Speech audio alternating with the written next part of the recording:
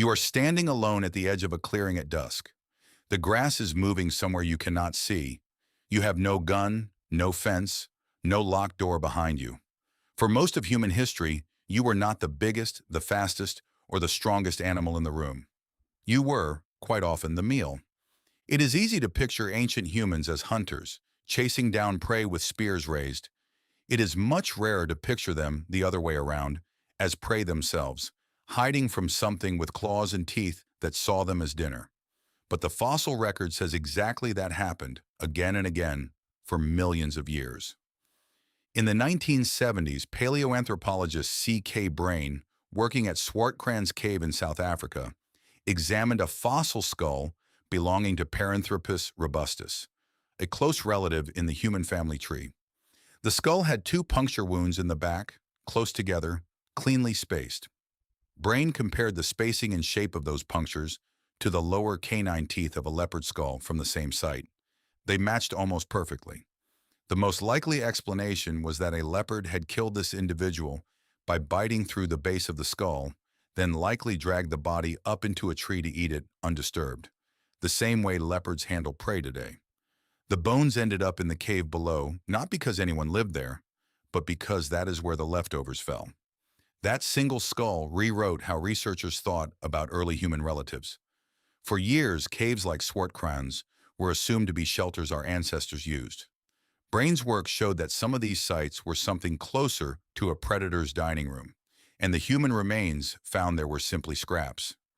Leopards were not the only threat working from above and below. In 1925, anatomist Raymond Dart described a small fossil skull found near Taung, South Africa, which came to be known as the Taung Child, one of the most famous early human relative fossils ever found. For decades, researchers debated what killed this young individual. In 2006, paleoanthropologists Lee Berger and Ron Clark published an analysis pointing to a different killer entirely. The skull showed damage patterns, including punctures and marks around the eye sockets, that closely matched the way large birds of prey damage the skulls of the primates they kill today. To support this, primatologist Scott McGraw spent years studying crowned eagles, hunting monkeys in the Thai forest of Ivory Coast. McGraw's research documented these eagles killing and dismembering monkeys close in size to the Taung Child, leaving behind exactly the kind of skull damage Berger and Clark had identified in the ancient fossil. A 3-year-old child, alone for even a moment, was well within range of a bird that could kill something its own size and fly off with the pieces. Picture that scene for a moment. Not a fight with a roaring predator you can see coming, a shadow crossing the ground, a silent shape dropping out of the sky faster than you can react.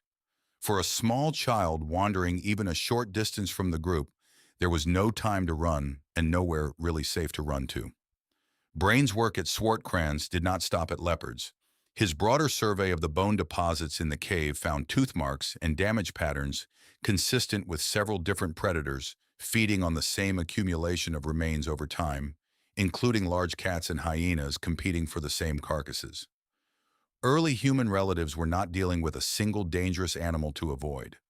They were living inside an entire predator community, each species with its own hunting style, each one capable of ending a life in seconds, all of them treating the same stretch of landscape as their hunting ground.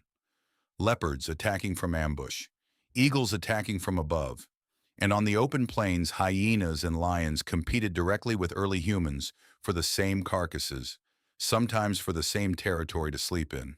Early human relatives were not simply occasional prey. They were part of a food web that included some of the most efficient predators that have ever existed. Animals built by millions of years of evolution, specifically to kill things exactly their size. So how did any of them survive long enough for you to exist at all? Part of the answer is fire. At Wonderwork Cave in South Africa, archaeologist Michael Chazan of the University of Toronto led research identifying burned bone and ash residue dated to roughly 1 million years ago, among the earliest solid evidence of controlled fire use by human ancestors anywhere in the world. Fire did more than cook food and provide warmth. A burning flame at the mouth of a cave or the edge of a camp was a barrier most predators would not cross. Large cats in particular tend to avoid open flame instinctively, A group that could keep a fire burning through the night had built something close to a wall that did not need to be watched every second. Fire alone was not enough. Location mattered just as much. Early humans increasingly favored elevated shelters, rock overhangs, and cave mouths positioned where approach could be seen coming from a distance. Sleeping in the open on flat ground left a group vulnerable from every direction at once. Sleeping with your back against solid rock, with a fire glowing at the entrance, cut that vulnerability down to a single direction that a few alert individuals could watch. Tool use mattered too, even before anything resembling a true weapon existed.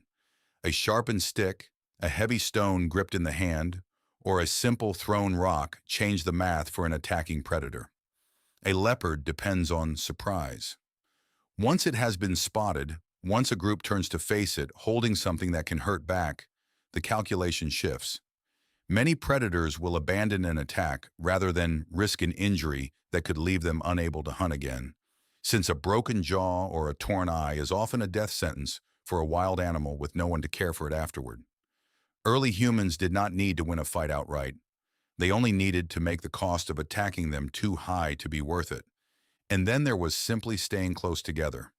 A single human, even an armed one, was a manageable target for something like a leopard or a hyena pack. A tight group of adults watching in different directions made a much less appealing one. Predators are opportunists. They look for the isolated, the young, the slow, the ones who wandered off. Numbers, awareness, and a defensible position turned a species that was frequently prey into one that predators increasingly chose to avoid. Here is the twist worth sitting with. The very same pressures that made early humans vulnerable, the leopards, the eagles, the hyenas, may have pushed our ancestors toward the traits that eventually made them dominant. A species that had to stay alert in groups, communicate danger quickly, remember which locations were safe, and cooperate under threat was building the exact mental and social toolkit that would later let humans out compete the predators that once hunted them. Survival pressure did not just kill the unlucky, it shaped the instincts of everyone who lived. You do not think about being prey very often. Locks on doors, walls around cities, laws that punish violence have made that fear almost invisible in daily life.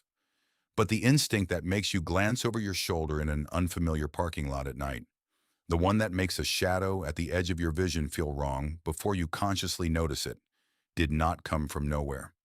It is a fossil too, just one made of behavior instead of bone, inherited from ancestors who survived because they paid attention to exactly that kind of feeling.